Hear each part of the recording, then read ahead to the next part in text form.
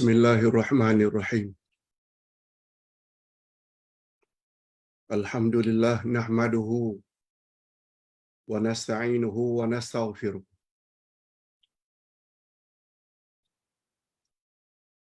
Wa na'udzu billahi min shururi anfusina wa min sayyiati a'malina.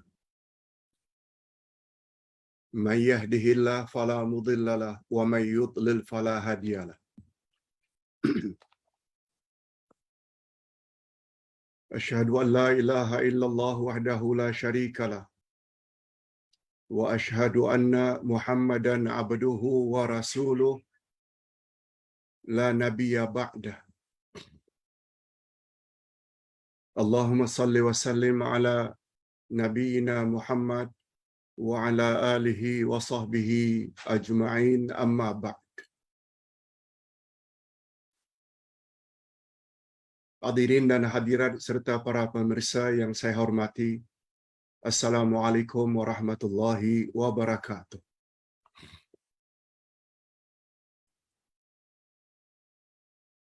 Alhamdulillah, kita bersyukur kehadirat Allah Azza wa Jalla.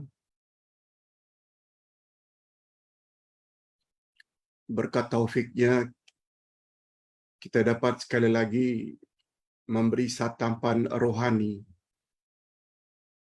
pada pagi ini, yaitu tentang nama Allah At-Tayyib. At-Tayyib maknanya yang maha baik, yang sangat baik, yang paling baik. Itu makna At-Tayyib. At-Tayyib adalah salah satu daripada nama-nama Allah Al-Asma'ul Husna.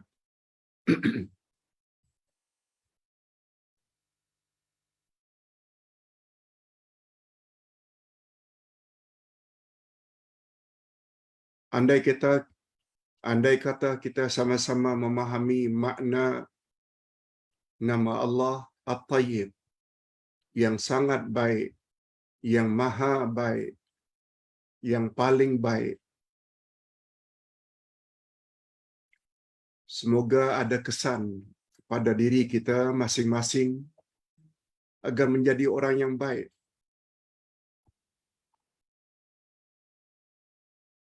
Mengambil serpihan dari namanya At-Tayyib.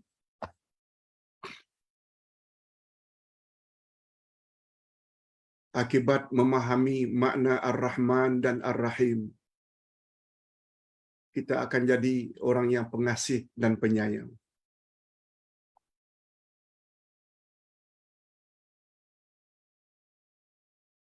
Berkat memahami nama Allah Al-Alim, kita berusaha untuk senantiasa menambah ilmu.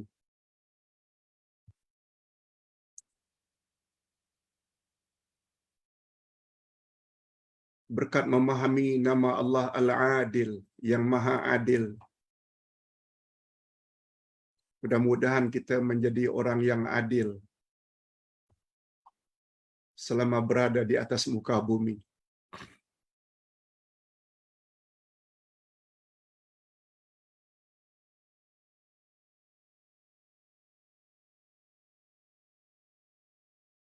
Ekoran dari nama Allah Al-Jawad, yang maha pemurah, suka memberi. Kita akan jadi orang yang suka memberi kepada orang lain yang memerlukan. Apakah harta, apakah ilmu, apakah tenaga. Begitu juga bila kita benar-benar memahami nama Allah At-Tayyib, Allah yang maha baik, Allah yang sangat baik, Allah yang paling baik, dan kebaikan Allah itu bersifat mutlak dari segala sudut. Mudah-mudahan diri kita juga akan menjadi orang yang baik. Baik dari banyak hal. Baik dalam akidah, baik dalam beramal, baik dalam bertutur, baik dalam bersikap. Itu maksudnya.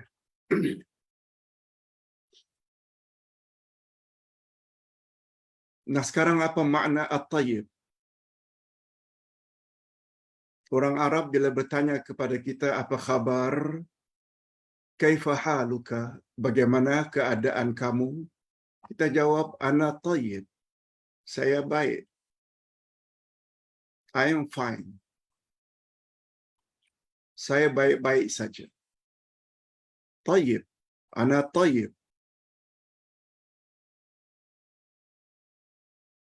Pagi-pagi kita mohon habis salat subuh, Rabbana zidna ilman nafi'a wa rizqan tayyiba wa amalan mutaqabbala. Ya Allah, tambahkan untuk kami ilmu yang bermanfaat, rizqan tayyiba, dan rezeki yang baik-baik,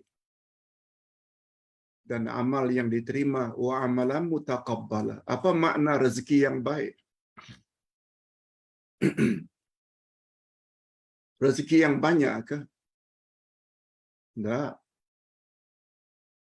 Rezeki yang baik iaitu rezeki menurut ukuran Allah. Rezeki yang halal. Rezeki yang diberkati. Rezeki hasil usaha sendiri. Itu makna rizqan tayyib. Bukan orang yang hidupnya mewah, tapi hasil rasuah, hasil curian, hasil rompakan, hasil penipuan. Enggak. Walaupun banyak hartanya, itu bukan rizqan tayyib. Itu sebabnya Nabi Muhammad sallallahu alaihi wasallam bersabda, "Talabul halali faridatun ala kulli muslim." Mencari yang halal itu wajib ke atas setiap orang Islam.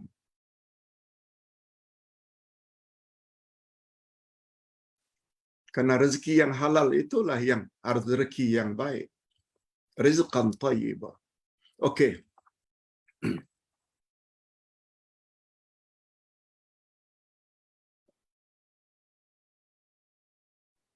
Pertama sekali kita perlu tahu ada tak dalil nama Allah At-Tayyib? Jawabnya ada. Dalam ayat Quran, dalam hadis Nabi, banyak disebut tentang masalah baik ini. Dalam hal ini kita bawa satu hadis sahih riwayat Imam Muslim. Allah Subhanahu wa taala, apa kata Nabi? Ayuhan nas, wahai sekalian manusia, innallaha tayyibun, sesungguhnya Allah maha baik. La yaqbalu illa tayyiba. Allah tidak menerima kecuali yang baik-baik saja. Amal ingin diterima, mesti amal yang baik. Iman yang diterima, mesti iman yang baik. Zikir, ucapan yang diterima, mesti zikir yang baik-baik. Apa sebab? Innallaha tayyibun, Allah itu maha baik, dan Allah tidak menerima kecuali yang baik-baik.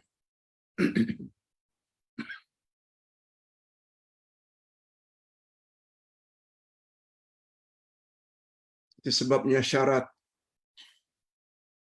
doa diterima.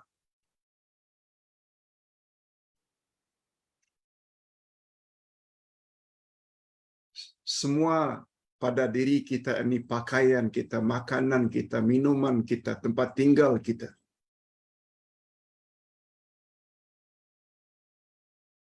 mesti baik-baik.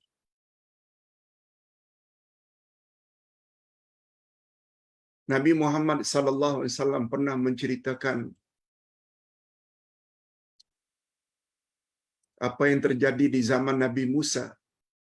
Kononnya Nabi Musa melihat seseorang mengangkat tinggi tangannya. Ya Rab, Ya Rab. Meminta kepada Allah. Lalu Nabi Musa bertanya kepada Allah, apa yang dia minta? Ya Rabb. Lalu dijelaskan oleh Nabi Muhammad sallallahu alaihi wasallam. Lalu jawaban Allah, dia minta ini dan itu, tetapi makanannya haram, minumannya haram, pakaiannya haram, tempat tinggalnya haram. Anna yustajabulah. Macam mana aku akan kabulkan doanya? Di antara syarat doa dikabulkan oleh Allah, semuanya mesti baik-baik belaka. Dengan kata lain, pakaian halal, makan minum halal, tempat tinggal halal. Sebagaimana sabda Nabi sallallahu alaihi wasallam, apabila seseorang pergi umrah atau haji menggunakan biaya yang halal, begitu dia talbiyah labbaik Allahumma labbaik, kami datang menghadapmu ya Allah, lalu malaikat di langit akan menyambut ucapannya itu, labbaik wa sa'daik, selamat datang, mudah-mudahan kamu bahagia, kamu akan mendapat haji dan umrah yang mabrur. Itu jawaban malaikat. Lalu kata Nabi menyambung, tapi apabila seseorang naik haji atau umrah dari biaya yang haram, pakaiannya yang haram, pembiayaan yang haram, makanannya haram, begitu dia sebut labbaikal rabbaik Allahumma labbaik, kami datang memenuhi panggilanmu ya Allah. Kata Nabi, malaikat di langit menjawab, la labbaik wala sa'daik, no welcome. Kedatanganmu tidak dinanti-nanti. La labbaik. Tidak ada selamat datang untukmu. Wala sa'daik, mudah-mudahan kamu tidak akan bahagia. Haji dan umrahmu tak akan diterima. Ekoran daripada beramal ibadah, tapi dari duit-duit yang haram. Okey. Setelah kita tahu ada dalilnya tentang nama Allah At-Tayyib, sekarang kita berpindah kepada topik yang kedua, apa makna At-Tayyib? Ini luas pembahasannya. Tapi syukur jugalah kita ada masa rasanya, sebab hari ini tidak ada satu pun pertanyaan. Jadi kita hanya ada 2 sesi hari ini. Pertama, pencerahan tentang nama Allah At-Tayyib, lalu kita akhiri dengan doa. Makna At-Tayyib. At-Tayyib maknanya baik, fine, good. Jadi menurut bahasa At-Tayyib itu baik. Dia adalah lawan daripada buruk atau jelek. Khilaful khabith. Lawan dari tayyib, baik. Lawannya adalah khabith, buruk, jelek. Lalu diperluas makna at-tayyib, baik, kepada maksud-maksud berikut.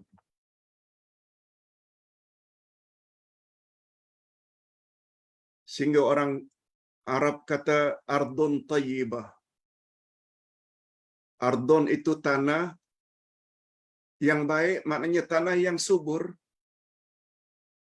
Rihun tayyibah. Rih itu angin. yang berhembus spoi-spoi basah, tidak, bukan ribut, bukan terlalu kencang. Tu'matun tayyibah, makanan yang baik. Imra'atun tayyibah, wanita yang baik, lagi suci, bukan wanita penzina, itu imra'atun tayyibah. Kalimatun tayyibah, yaitu kalimat-kalimat yang baik, tidak kesat dalam bercakap. Lebih-lebih lagi dalam berdakwah. Kita mesti keluarkan kata-kata yang baik-baik dalam memberi nasihat. Nafsun tayyibah, jiwa yang bersih dari segala penyakit hati, seperti syirik, riya, ujub, takabur, hasad, dengki. Itu nafsun tayyibah. Baldatun tayyibah, negeri yang aman lagi makmur. Baldatun tayyibah. Jadi asal perkataan at-tayyib ialah az-zakah. Az-zakah itu maknanya bersih. At-taharah, suci. As-salamatu minal khubthi, iaitu selamat daripada keburukan. Semua itu membawa makna baik. Allahu Akbar. Kalaulah kita tahu makna at-tayyib demikian, jadi baik macam mana kita? Kalau amalan kita baik, ucapan kita baik, segala-galanya jadi baik. Lebih-lebih lagi akidah itu baik. Itu baru menurut bahasa. Apa pula menurut syarak, Pak Ustaz? At-tayyib menurut agama, ia sebagai salah satu dari nama-nama Allah. Adapun at-tayyib menurut pandangan agama sebagai salah satu nama Allah, ia membawa makna dia maha baik. Tidak ada yang lebih baik daripadanya secara mutlak. Baiknya Allah itu dari segala sudut. Nama bagi Allah mengandung beberapa maksud. At-tayyib sebagai nama Allah mengandung beberapa maksud. Di sini Ustaz catat ada 4. Ustaz sudah buat ringkasannya.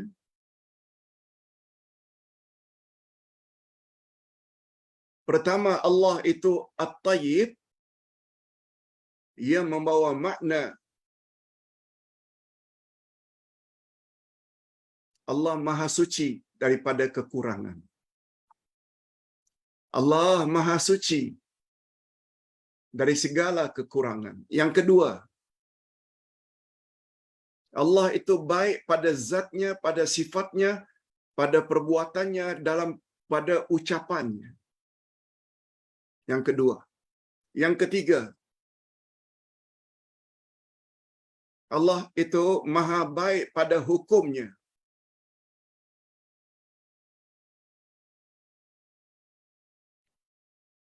Hukum di sini ada 3. Allah itu baik pada hukumnya. Dalam membahas bab hukum dari Allah, hukum dengan makna ketetapan Allah, ketetapan Allah itu ada 3. Al-ahkamul kauniyah al-qadariyah, hukum hakam kejadian dan takdir. Apa yang telah ditakdirkan oleh Allah sejak azali untuk setiap manusia adalah baik belaka. Itu namanya al-ahkamul kauniyah al-qadariyah. Kita kena yakin itu. Dan yang kedua, al-ahkamus syar'iyyah, hukum hakam syarak. Maknanya ketetapan agama. Salatlah, puasalah, zakatlah, hajilah, umrahlah. Bacalah Al-Quran, berzikirlah. Dan larangan Allah semuanya baik. Jangan minum arak, jangan berjudi, jangan berzina. Jangan durhaka kepada mak bapak. Jangan rasuah. Sama ada suruhan atau larangan daripada Allah, sumbernya semuanya baik belaka. Itu sebabnya manusia bila taat kepada hukum Allah, yang namanya hukum syarak, wajib, sunat, haram, makruh, harus, dia akan jadi orang baik. Itu sebabnya kita perlu belajar selok-belok ilmu agama. Bukan sekedar beragama ikut rentak nenek moyang. Nah, yang ketiga, al-ahkamul jazaiyah. Hukum pembalasan. Apa yang manusia lakukan di dunia akan dibalas. Bila baik, baiklah, syurga menunggu di sana. Bila tidak baik, neraka menunggu di sana.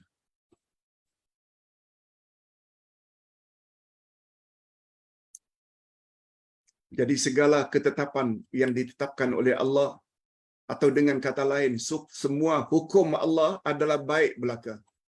Sama ada hukum kejadian,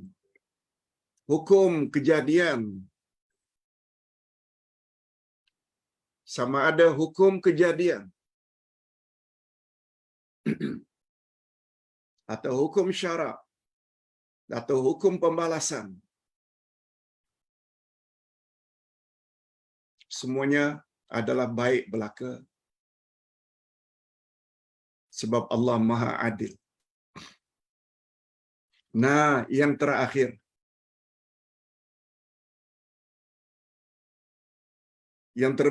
Allah Subhanahu wa taala memperbaiki syurganya dengan segala keindahan dan keharuman yang luar biasa.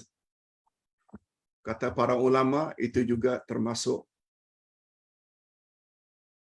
ke dalam makna Allah Maha baik, paling baik. Okey, kalau itu tentang makna at-tayyib.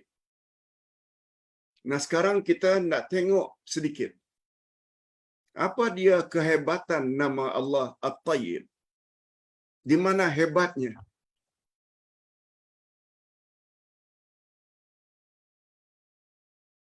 Di antara kehebatan nama Allah at-tayyib, pertama sekali, Allah itu tayyib, Allah itu baik secara mutlak dalam segala hal.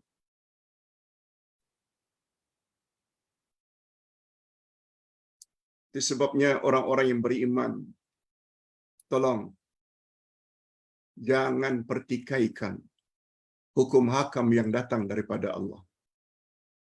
Sebagaimana yang dilakukan oleh golongan-golongan liberal.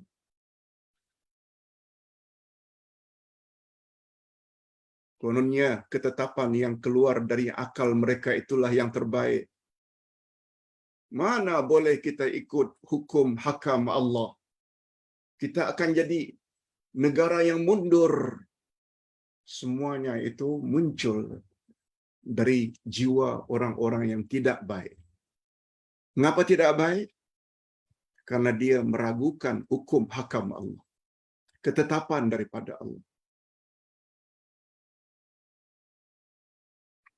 Yang kedua, kehebatan nama Allah At-Tayyib. Allah mengaitkan namanya yang baik untuk hamba-hambanya yang baik saja. Allah menghubungkan hamba-hambanya yang baik dengan namanya At-Tayyib. Itu sebabnya Allah Subhanahu wa taala menyebut tentang pasangan. Allah sebut dalam surat An-Nur ayat yang ke-26. An-Nur 26. Apa kata Allah? A'udzubillahi minasyaitonir rajim. At-tayyibat lit-tayyibin wat-tayyibatu lit-taibin. Wanita-wanita yang baik itu untuk lelaki-lelaki yang baik. Wat-tayyibuna lit-tayyibat, dan laki-laki yang baik hanya untuk wanita-wanita yang baik. Ulaika mubarrauna mimma yaqulun. Mereka yang dituduh itu bersih dari apa yang dituduhkan oleh mereka yang menuduh. Walaupun ada orang yang menuduh, tapi Allah lebih tahu mana-mana wanita yang baik. Mereka sebenarnya hanya layak dimiliki oleh laki-laki yang baik, suami yang baik. Laki-laki yang baik juga hanya layak dimiliki oleh wanita-wanita yang baik.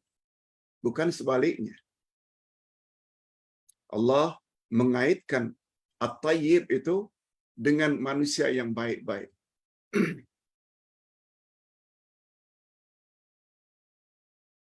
Itu sebabnya kata Nabi dalam satu hadis, wanita dikawini atas 4 sebab.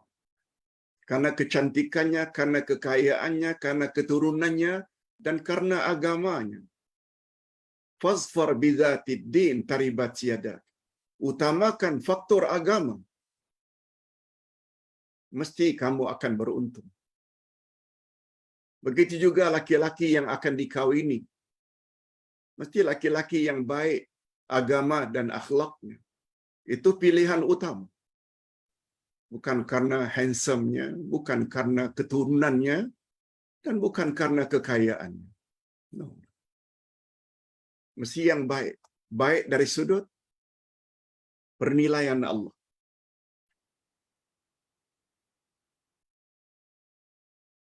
Demikian juga kehebatan baiknya ini, Allah Subhanahu wa taala menamakan bau air liur orang yang berpuasa itu adalah lebih baik daripada kasturi.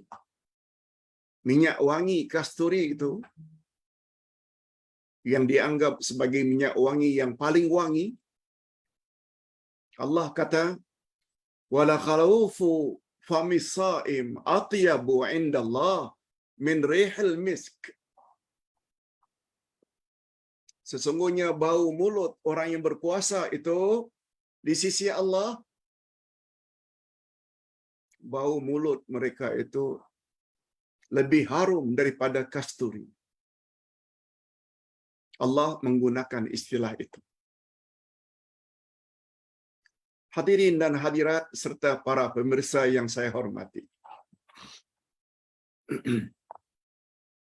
Tapi ingat ya, sebelum Ustaz lanjutkan,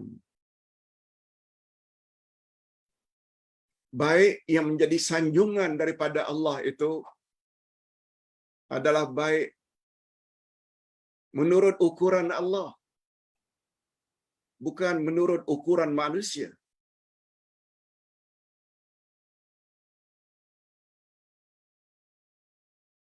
Menurut ukuran Nabi Muhammad sallallahu alaihi wasallam, hanya amal yang baik saja yang Allah terima.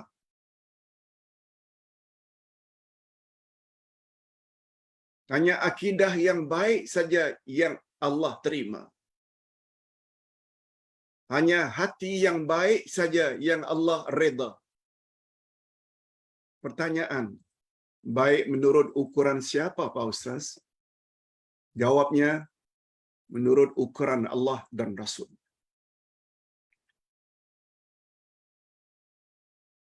Pertama sekali amalan itu mesti ikhlas lillahi ta'ala. Itu dia syarat pertama.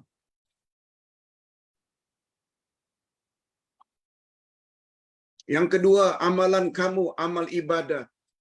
Berbuat baik ini itu mesti sesuai dengan syariat Nabi Muhammad sallallahu alaihi wasallam. Itu sebabnya bila kita dengar fatwa atau anjuran dari setengah-setengah ustaz, bacalah selawat ini, inilah selawat yang paling baik. Padahal tak ada sumbernya daripada Nabi. No. Itu bukan yang terbaik. Yang terbaik mesti zikir. Zikir yang datang dari Nabi.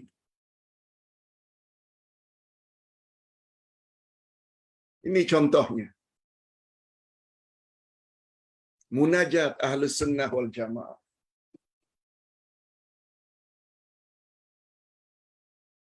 Banyak contohnya wirid Rasulullah. Koleksi doa dan zikir.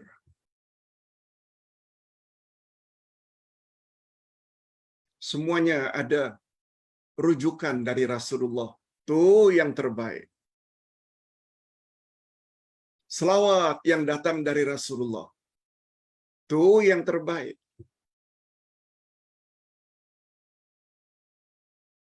Ustaz tak sabar-sabar untuk menyampaikan hakikat ini. Sebab di luar sana masih banyak lagi orang-orang yang tertipu dengan dakwaan-dakwaan. Ini yang terbaik, ini yang terbaik. Setelah kita lihat, kita rujuk, tak ada dalil dari Nabi. Itu bukan baik. Sekali lagi, baik itu menurut Allah dan menurut Rasul. Sebab Allah tidak menerima kecuali yang baik-baik. Apa syarat amal yang diterima? Kita mesti berbalik ke situ. Pertama, amal itu dilakukan oleh Muslim, Muslimat. Alhamdulillah. Tapi bukan semua amalan Muslim, Muslimat Allah terima. Syarat yang kedua, mesti ikhlas lillah. Tak boleh ada riak, tidak ada boleh unsur syirik, ujub, takabur, tak boleh. Mesti ikhlas lillah. Yang ketiga, ittiba'ur rasul. Amal itu baru dikatakan baik bila amal itu ikut cara Rasul. Bila tidak memenuhi tiga syarat ini, ia dilakukan oleh orang kafir, baik macam mana pun. Banyak menderma untuk mangsa tsunami atau gempa bumi. Zero. Tidak ada nilai. Allah tak akan terima.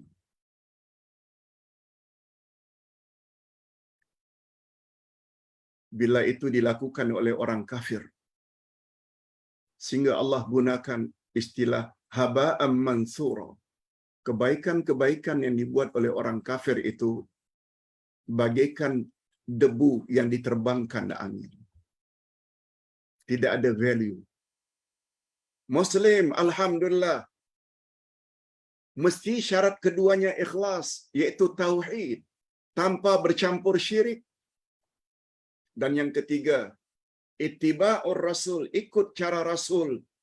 Jangan beribadat campur baur dengan bid'ah. Nabi yang sebut, man amila amalan laisa alaihi amruna fahuwa rad. Siapa buat amalan tidak ikut cara kami, kata Rasul, amalnya ditolak. Ini yang Ustaz maksudkan. Innallaha tayyibun la yaqbalu illa tayyiba. Allah itu tayyib, baik, paling baik, maha baik. Dan Allah tidak terima kecuali yang baik-baik.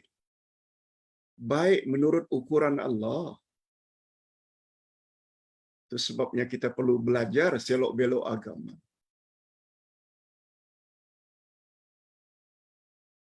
Itu sebabnya Ustaz ada buat buku. Ada 12 panduan ibadat. Ada 12 panduan ibadat yang saat ini sedang dalam proses percetakan balik karena dah habis stok dahulu. Dalam beribadat, dia ada kaedah-kaedah. Okey.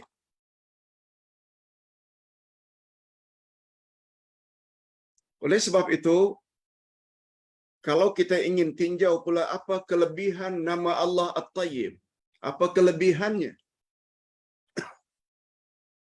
Lihat muka surat 782. Memahami penjelasan ini sangat mustahak. Allah itu Tayyib, maha baik, paling baik,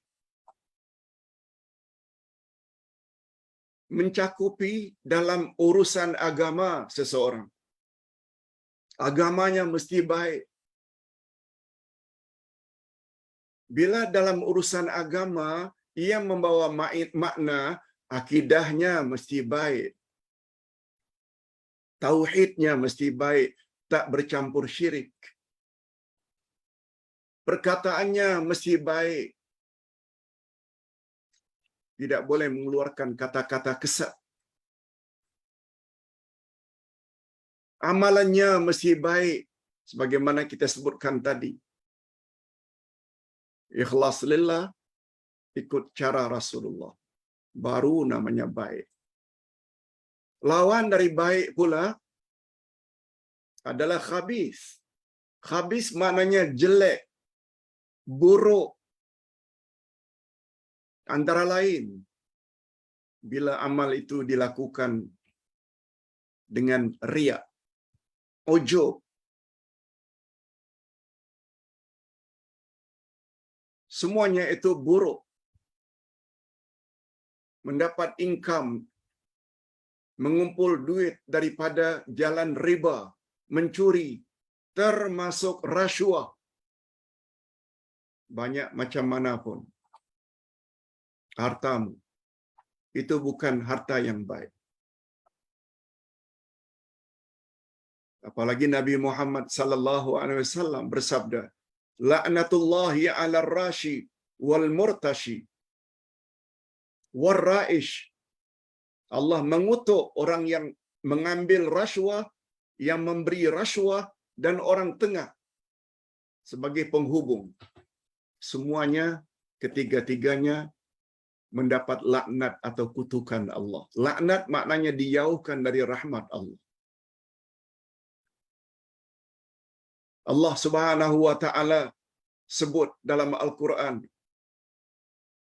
perumpamaan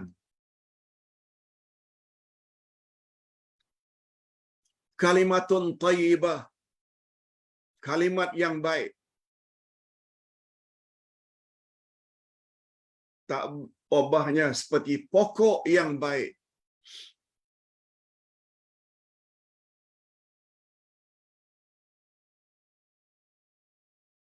Kalimatun thayyibah, tak obahnya seperti pokok yang baik.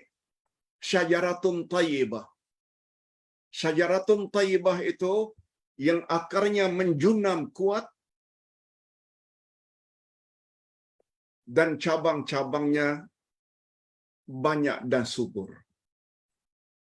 Ini firman Allah, surat Ibrahim 24.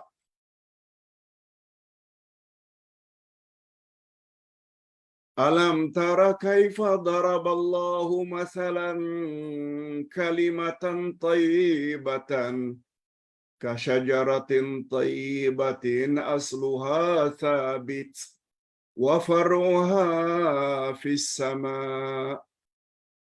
Tidakkah kamu perhatikan bagaimana Allah telah membuat perumpamaan kalimat yang baik itu? Tak ubahnya seperti pohon yang baik, akarnya teguh, kuat akarnya, dan cabangnya menjulang ke langit. Dan kata ulama tafsir, maksud kalimatun thayyibatun adalah kalimat tauhid, la ilaha illallah. Itu dia kalimatun thayyibah. Sehingga Nabi bersabda, afdalul zikri la ilaha illallah. Sebaik-baik zikir adalah la ilaha illallah.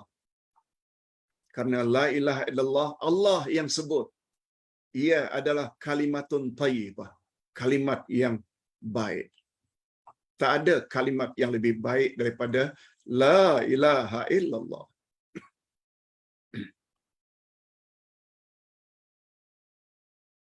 Tetapi sebaliknya, kalimatun khabithatun, kalimat yang buruk. Allah sebut dalam surat Ibrahim ayat 26. Wa mathalu kalimatin khabithatin kasyajaratin khabithatin ujtussat min fawqil ardi ma laha min qarar. Kalimat yang buruk, kalimat yang jelek sama dengan pokok yang buruk yang telah dicabut daripada bumi dan akhirnya dia tidak dapat tegak, dia akan condong dan tombang. Itu perumpamaan yang Allah gunakan untuk kalimatun khabithatun.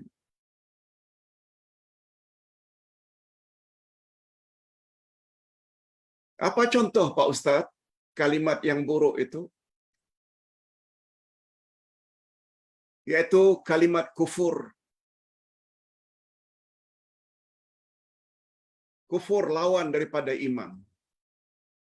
Kalimat syirik. Segala perkataan yang tidak benar, bohong. Dan perbuatan-perbuatan yang tidak baik. Semua kita tahu. Zina, judi, minum arak. Semua itu amal-amal yang tidak baik. Bohong, dusta. Termasuk janji-janji menjelang pilihan raya. Manifestonya akan begini, begini, begini. Tapi bila dah menang, tak ingat. Semua itu adalah kalimatun khabithatun. Hanya sekedar tidak menarik undi. Hadirin dan hadirat rahimakumullah. Demikian juga kata Imam Ibnul Qayyim. Ucapan orang yang sedang salat ketika membaca tasyahud atau at-tahiyyat. At-tahiyyatul mubarakatus salawatut tayyibatu lillah. At-tahiyyat, segala penghormatan. Al-mubarakatu, segala keberkatan. As-salawatu, segala kesejahteraan. At-tayyibatu, segala yang baik-baik. Lillah, semuanya adalah milik Allah. Semuanya milik Allah. Itu sebabnya kalau ingin jadi orang baik,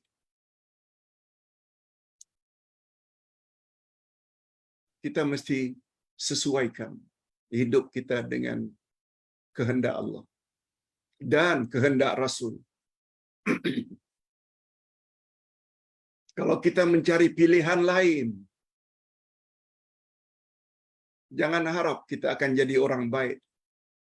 Malah Ustaz berani mengatakan, bila dalam hidup ini kita tidak ikut kehendak Allah dan kehendak Rasul,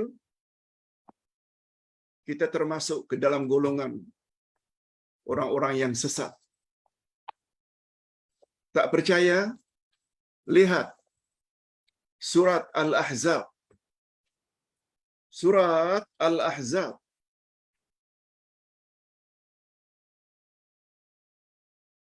Ayat yang ke-36. Sila lihat surat Al-Ahzab. Ayat yang ke-36.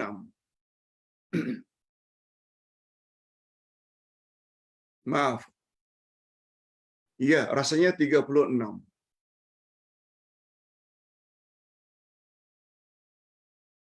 Coba kita pastikan. Ustaz hafal ayat itu. A'udzubillahi minasyaitonirrajim.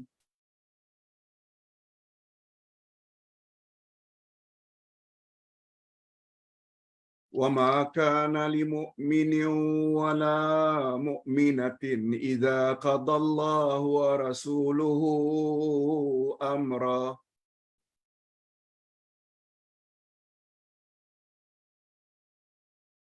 Ayat 36 betul.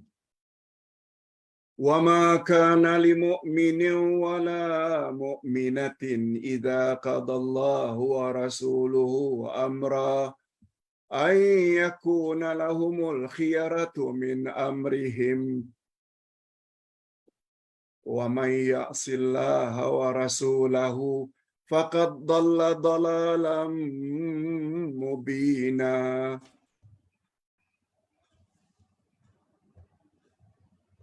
Apa terjemahannya?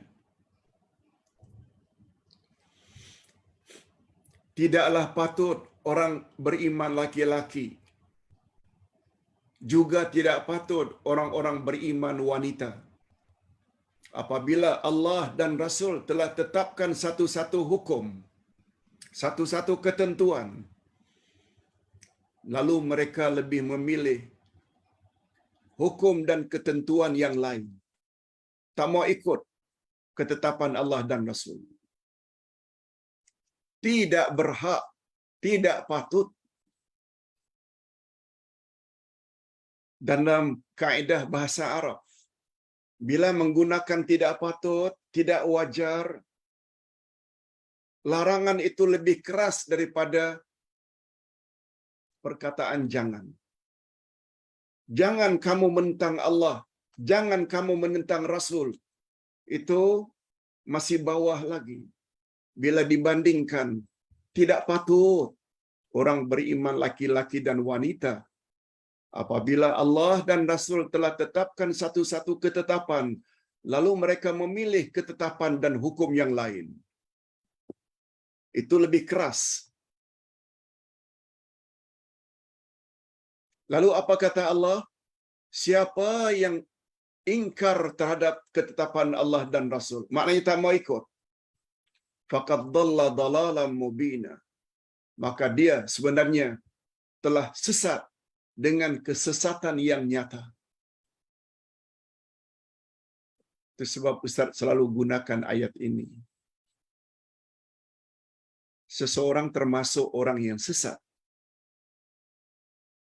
tak semestinya masuk ajaran Arqam, tak semestinya masuk ajaran Ayah Pin,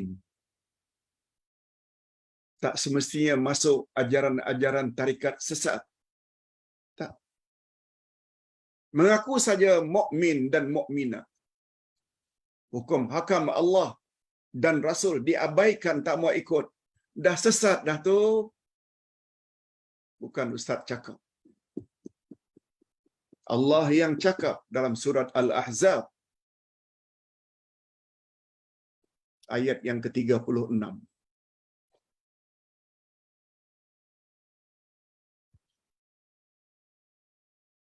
Itu sebabnya syaitan paling tak suka kita belajar tafsir. Syaitan paling tak suka kita faham Al-Quran yang kita baca, supaya mudah dia dapat kontrol orang yang tak faham agama. Mudah-mudahan bapa-bapa dan ibu-ibu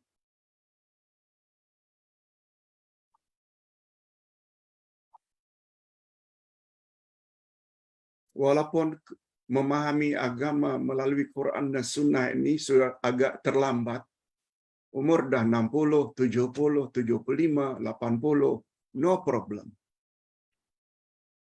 Better late than never. Yang menjadi ukuran di sisi Allah adalah kesempurnaan pada akhir hayatmu, bukan serba kekurangan di masa mudamu. Bukan. Al-ibrah bi kamalin nihayah la binaqsil bidayah. Apalagi Nabi bersabda, innamal a'mal bil khawatim. amal yang paling menentukan nasibmu sesudah kamu mati adalah amalmu yang terakhir. Itu sebabnya bila dapat tahu ayat Quran cakap macam ini, belajar Al-Asma'ul Husna dengan nama Allah At-Tayyib. Oh, macam itu rupanya makna At-Tayyib. Kami selama ini anggap perbuatan kami baik belaka. Tapi ternyata tidak ada sumbernya dari Quran dan Sunnah. No problem. Future ke depan mesti tinggalkan. Yang tak ada asas tu tinggalkan. Buat seberapa yang boleh. Kena Ustaz ucapkan syabas dan tahniah. Kita yang mau menerima nasihat ini. Tapi yang degil tetap degil. Mana boleh tinggal amalan nenek moyang. Silakan. Nabi saja Allah suruh ayat 29 Al-Kahfi, wa qulil haqqu min rabbikum faman syaa'a falyu'min wa man syaa'a falyakfur. Katakan hai Muhammad kebenaran kepada umatmu. Bahwa kebenaran itu datang daripada Allah. Siapa yang mau beriman silakan beriman. Siapa yang ingin memilih kafir, biarkan dia kafir, hai Muhammad. Tugas Nabi Muhammad menyampaikan saja. Tugas ustaz-ustaz yang ikut sunnah Nabi menyampaikan saja. Tak mau sembunyi-sembunyi. Sebab mereka nanti akan ditanya, mengapa kamu tak sampaikan perkara itu syirik? Mengapa kamu tak sampaikan perkara itu sebenarnya bid'ah, tidak ada sumber dari Nabi? Kamu tahu, mengapa kamu diam saja?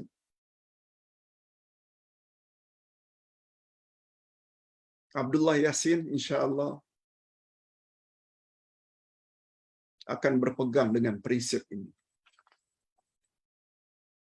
Nah, hadirin dan hadirat rahimakumullah. Itu bila kita bercakap tentang kelebihan At-Tayyib.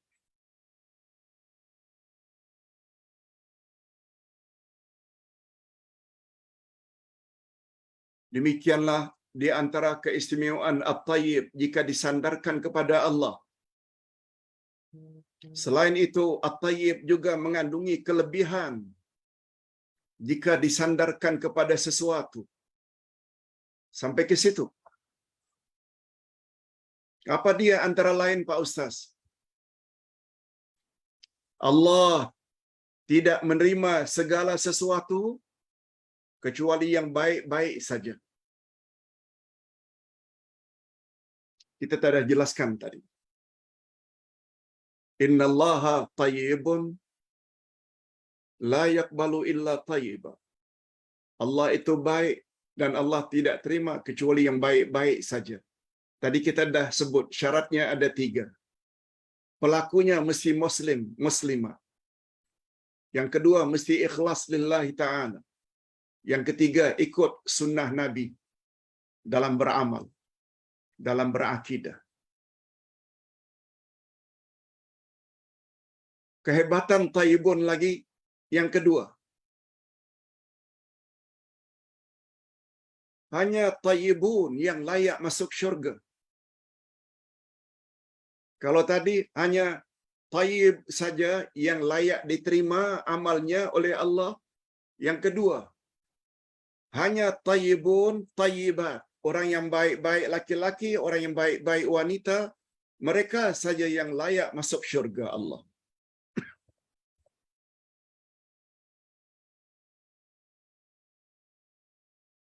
Macam mana kami tidak jadi mukminun, mukminat yang at-tayyibun, at-tayyibat? Senang saja syaratnya. Akidahnya mesti baik. Amalannya mesti baik. Ucapannya mesti baik. Itu syaratnya.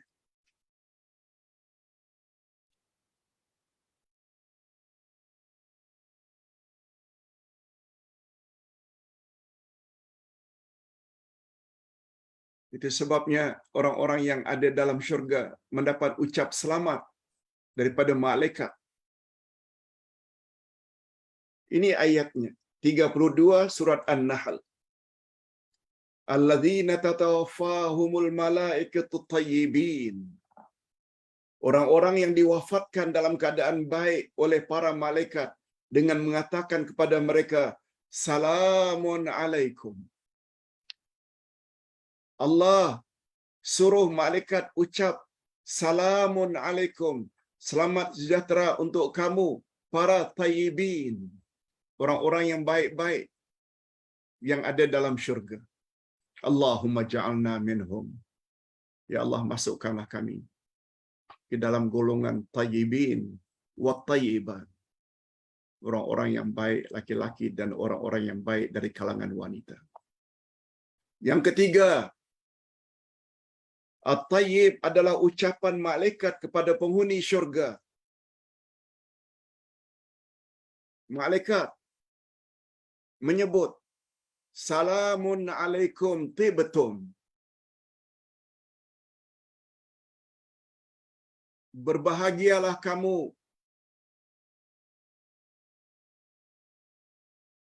Maka masukilah syurga itu sedang kamu kekal abadi di dalamnya. Karena apa? Yang masuk dalam syurga mesti orang yang tayyibun, tayyibat. Begitu juga ucapan malaikat. Seseorang apabila sedang naza' sakaratul maut. Hadis riwayat Ibnu Majah dan derajatnya sahih. Apa kata malaikat kepada orang yang sedang naza' sakaratul maut, yang akan meninggal dunia? Kalau orang itu orang yang baik, ukhruji ayyatuhan nafsut tayyibah. Keluarlah wahai jiwa yang baik-baik. Ukhruji ayyatuhan nafsul at-tayyibah. Keluarlah wahai jiwa yang baik. Kanat fil jasadit tayyib. Jiwa itu hanya ada pada diri orang yang baik-baik. Baik akidahnya, baik amalannya, baik ucapannya. Allahu Akbar. Dan yang terakhir, kehebatan at-tayyib. Allah Subhanahu wa taala menghalalkan at-tayyibat bagi mukminin. Allah berfirman pada surat Al-A'raf ayat 157, "Wa yuhillu lahumut tayyibat wa yuharrimu 'alaihimul khaba'ith." Allah halalkan untuk orang-orang yang beriman itu tayyibat, rezeki-rezeki yang baik, yang halal. Dan Allah mengharamkan ke atas orang-orang beriman al-khaba'ith, itu rezeki-rezeki yang tidak baik. Sama ada income itu dia perolehi dari cara mencuri, rasuah, dan lain-lain. Ini Allah jelaskan lagi di dalam surat Al-Baqarah ayat 172. Ya ayyuhalladzina amanu kulu min thayyibati ma razaqnakum. Hei orang-orang beriman, makanlah dari yang baik-baik yang kami anugerahkan kepadamu. Lagi-lagi thayyibat.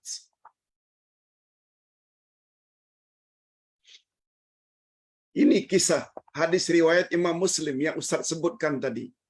Orang berdoa apabila pakaiannya haram, makannya haram, minumnya haram. Apa kata Allah? Anna yustajabu lahum. Macam mana doanya akan dikabulkan? Semuanya haram. Ditambah pula sabda Nabi dalam hadis yang lain, kullu lahmin nabata minal haram fannaru aula bihi. Setiap daging yang tumbuh hasil dari pemakanan yang haram, nerakalah tempatnya yang lebih utama, bukan syurga. Bapak-bapak dan ibu-ibu, barangkali bukan menuduh. Zaman-zaman dahulu, sama ada disengaja atau tidak disengaja, kita termakan, terminum benda-benda yang haram. Sudah beli rumah pun melalui cara-cara yang haram. No problem. Tidak ada masalah. Minta ampun pada Allah. Minta ampun pada Allah. Allah bersedia mengampunkan segala dosa yang dulu kita tidak ambil berat, terlalu ikut hawa nafsu. Tak ada masalah. Yang mustahak dari sekarang ke depan, menjelang kematian, perbaiki keadaan. Banyak-banyak minta ampun kepada Allah. Dan pada masa sama, sesuaikan tindak tanduk harian kita.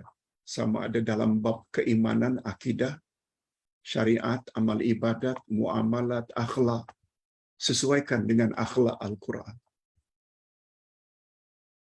Nah, sebelum kita sampai kepada kesan iman pada nama Allah At-Tayyib, bagus juga kalau kita tahu peringkat-peringkat kehidupan di akhirat. Sebelum ini kan Ustaz ada sebut peringkat-peringkat alam yang kita lalui. Ada 5 alam.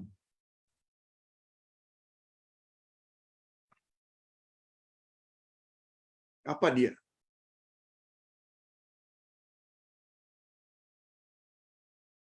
Alam roh,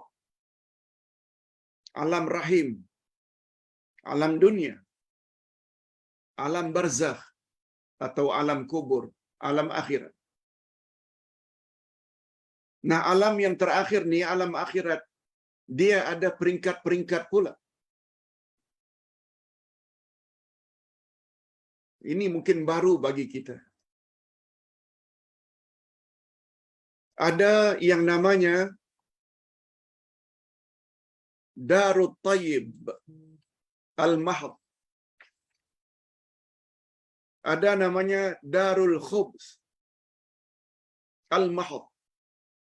Dan yang ketiga, Daru liman ma'ahu khubsun wa tayyibun.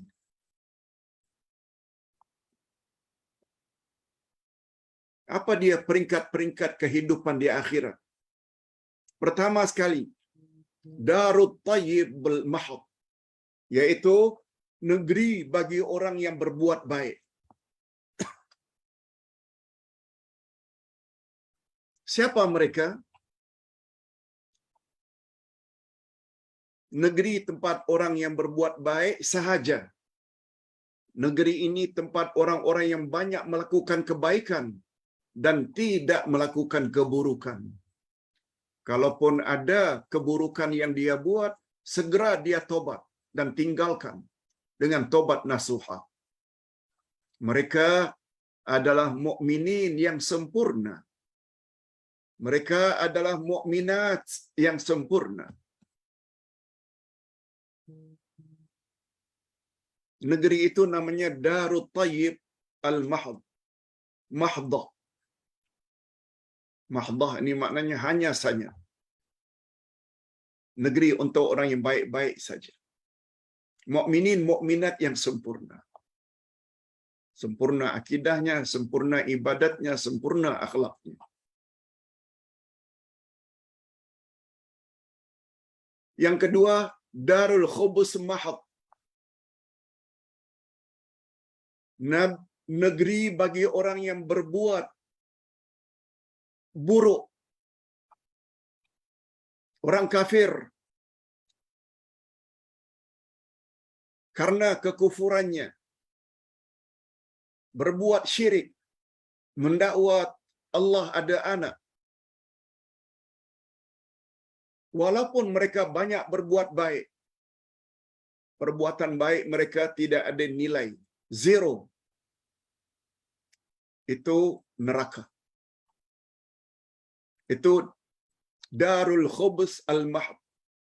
Nah, yang ketiga, daru liman ma'ahu khubsun wa tayyibun, yaitu negeri bagi orang yang berbuat baik dan buruk. Baik buat, buruk juga buat. Haji, umrah, puasa, salat, rasuah juga. Duraka mak bapak duraka juga. Minum arak, berjudi, zina buat juga. Punya uang wanita simpanan buat juga. Bohong juga. Buat baik, buat juga. Negeri apa itu Pak Ustaz?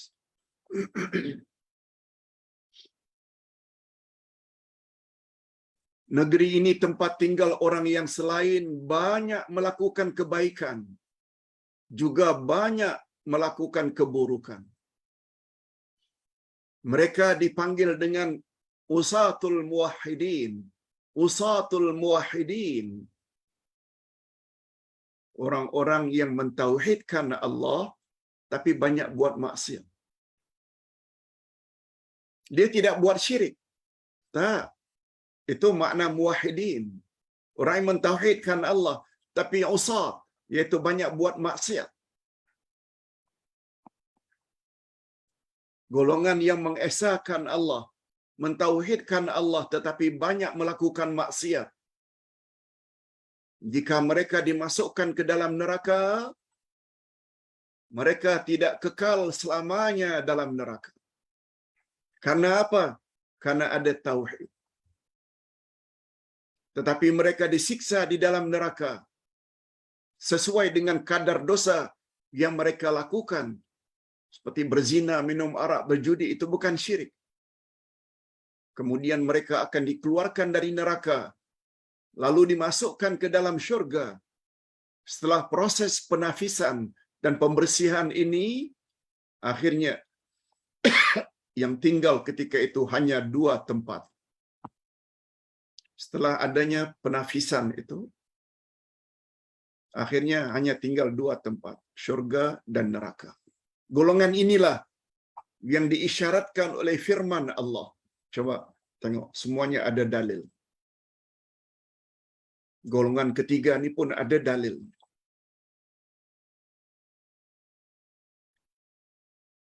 Lihat surat Al-A'raf ayat 49.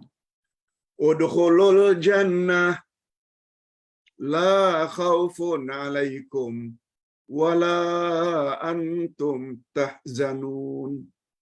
Kepada orang-orang mukmin itu yang telah disiksa di dalam neraka sekadar banyak mana dosa yang dia lakukan, lalu dikatakan kepada mereka, masuklah kamu ke dalam syurga, tidak ada kekhawatiran terhadapmu dan tidak pula kamu bersedih hati. Akhirnya mereka ke syurga juga. Cuma ingat, modalnya tauhid. Walaupun dia banyak melakukan dosa yang lain. Semalam kita dah belajar ayat 48 dari surat An-Nisa. Innallaha la yaghfiru an yushraka bih wa yaghfiru ma duna dzalika liman yasha. Sesungguhnya Allah tidak akan ampun dosa syirik. Dan Allah akan ampun dosa selain daripada syirik. Dosa syirik tidak ada maaf apabila tidak bertobat sebelum mati. Itu maksudnya. Yes. Di sini Ustaz ada sebut. Ayat 48 surat An-Nisa. Nah, sekarang kita sampai kepada pembahagian yang terakhir atau bahagian yang terakhir, yaitu kesan-kesan pada diri kita. Bila kita dah faham tentang nama Allah At-Tayyib. 1 jam 10 minit Ustaz dah bahas tentang makna nama Allah At-Tayyib. 1 jam 10 minit. Ustaz harap semuanya dapat memahami. Cuma timbul tanda tanya.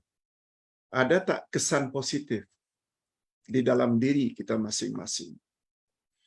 Di sini Ustaz simpulkan ada 3 kesan.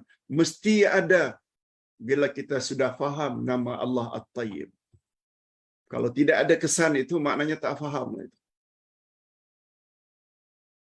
Tolong dengar balik YouTube. Khasnya bagi mereka yang berhalangan karena ada janji yang tak dapat dielakkan, sila dengar YouTube nama Allah At-Tayyib ini supaya berkesan kepada diri kita sehingga kita menjadi orang yang baik-baik. Di antara kesan pada orang yang beriman kepada nama Allah At-Tayyib, pertama sekali, dia senantiasa membersihkan dirinya daripada dosa. Ingat ya, dosa ini bukan terbatas kepada melanggar larangan Allah. Adalah juga dosa namanya bila kita tidak buat suruhan Allah.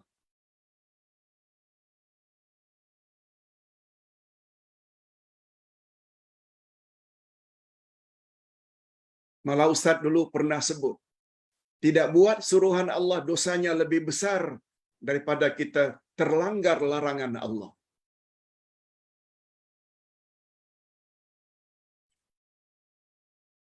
Berdasarkan kisah antara Adam dan Iblis.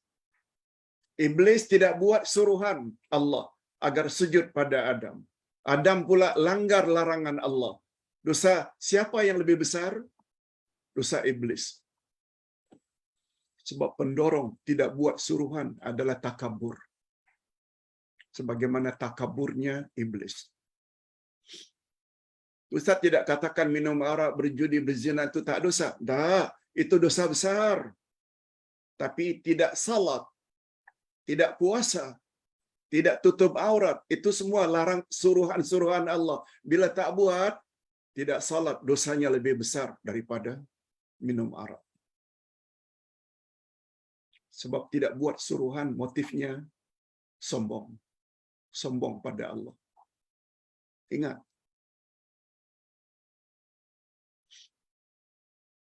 Itu sebabnya Adam dan Hawa begitu terlanggar larangan Allah, makan buah larangan. Mereka segera insaf dan minta ampun pada Allah. Rabbana zalamna anfusana wa illam taghfir lana wa tarhamna lanakunanna minal khasirin. Iblis tidak. Begitu ditanya oleh Allah, ma mana'aka an tasjud idza martuk? Apa sebab kamu tidak buat apa yang aku suruh? Aku kan lebih baik dari Adam. Kau cipta aku daripada api. Adam hanya dari tanah. Mengapa yang tinggi mesti sujud kepada yang rendah? Sebabnya hati-hati kalau terlalu membangga-banggakan asal keturunan. Anak cucu iblis lah itu. Kemuliaan seseorang di sisi Allah bukan berdasarkan kaum, bukan berdasarkan bangsa, bukan berdasarkan keturunan. No. Takwa. Yang kedua, kesan. Ustaz ulang sekali lagi. Yang pertama, kesan iman pada nama Allah At-Tayyib. Dia akan bersihkan dirinya dari segala jenis dosa. Sama ada dosa melanggar larangan atau dosa tidak buat suruhan. Malahan sebaliknya, dia akan menghias dirinya dengan amal-amal yang baik-baik belaka. Yang kedua,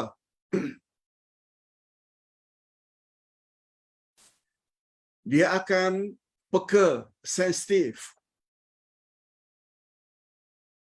terhadap makan, minum, pakaian yang haram. Bila dia nak makan, dia pastikan makanan itu halal. Nak minum, pastikan minuman itu halal. Pakaian, pakaian yang halal.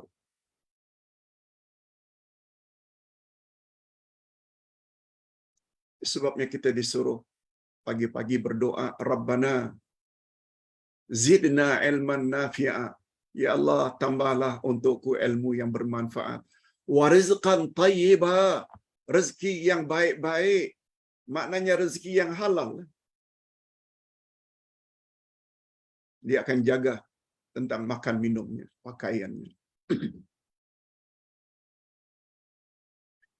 Begitu juga dia akan berusaha bila berucap, bila berzikir, bila berselawat,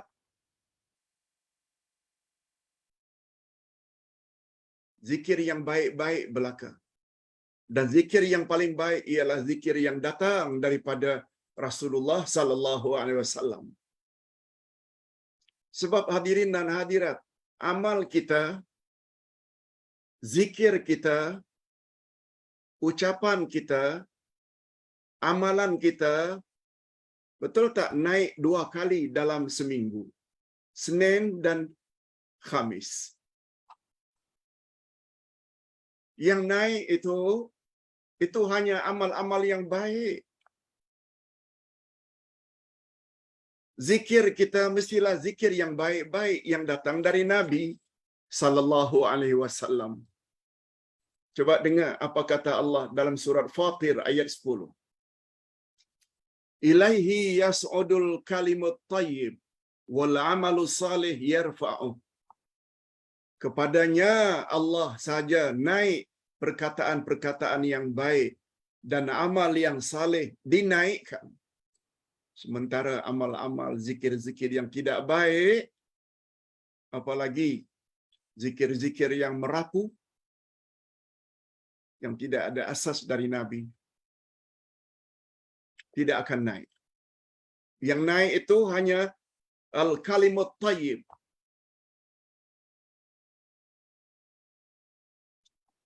Hadirin dan hadirat, mudah-mudahan apa yang kita sampaikan pada pagi ini tentang nama Allah At-Tayyib akan memberi kesan kepada diri kita masing-masing, sehingga kita tergolong ke dalam golongan At-Tayyibun Wat-Tayyibat. Jangan lupa nanti malam, jam 9 malam, habis Isyak, kita ada kuliah lagi. Kita ada kuliah nanti malam. Marilah kita akhiri dengan doa. Sekali lagi Ustaz utarakan hari ini tidak ada pertanyaan nampaknya. Alhamdulillahirabbil alamin. Wassalatu wassalamu ala asyrafil anbiya'i wal mursalin wa ala alihi wa sahbihi ajma'in. Rabbana ighfir lana dzunubana wa liwalidina warhamhum kama rabbawna shighara. Rabbana hab lana min azwajina wa dhurriyyatina qurrata a'yun waj'alna lil muttaqina imama. Rabbana ighfir lana dzunubana wa israfana fi amrina wa tsabbit aqdamana wansurna 'alal qaumil kafirin. Ya Allah, ya Tuhan kami, sungguh beruntung pada hari ini kami sempat belajar tentang nama-Mu At-Tayyib. Barulah kami faham bahwa Tayyib yang artinya baik itu salah satu daripada Al-Asma'ul Husna. Ini sesuai dengan sabda Nabi riwayat Imam Muslim, hadis sahih. Innallaha tayyibun la yaqbalu illa tayyibah. Sesungguhnya Allah itu maha baik. Dan Engkau ya Allah tidak menerima kecuali yang baik-baik sahaja. Kami juga pagi ini baru memahami apa makna sebenar At-Tayyib jika dihubung kaitkan dengan nama-Mu ya Allah, bahwa Engkau itu maha baik dari segala sudut, yaitu baik secara mutlak, termasuk baik dalam hukum hakammu, sama ada hukum takdiri kauni, yaitu hukum takdir, atau hukum syar'i, hukum agama yang telah Engkau tetapkan semuanya adalah baik, sama ada dalam bentuk suruhan atau larangan, dan juga baik belaka al-ahkamul jazaiyah, yaitu pembalasan daripada-Mu.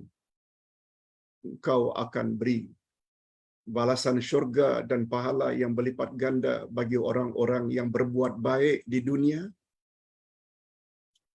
dan selanjutnya Engkau akan siksa bagi orang-orang yang tidak baik. Allahumma ja'alna minat tayyibina wat tayyibat. Ya Allah, masukkanlah kami ke dalam golongan orang-orang yang baik, sama ada kami dari kalangan wanita atau dari kalangan lelaki.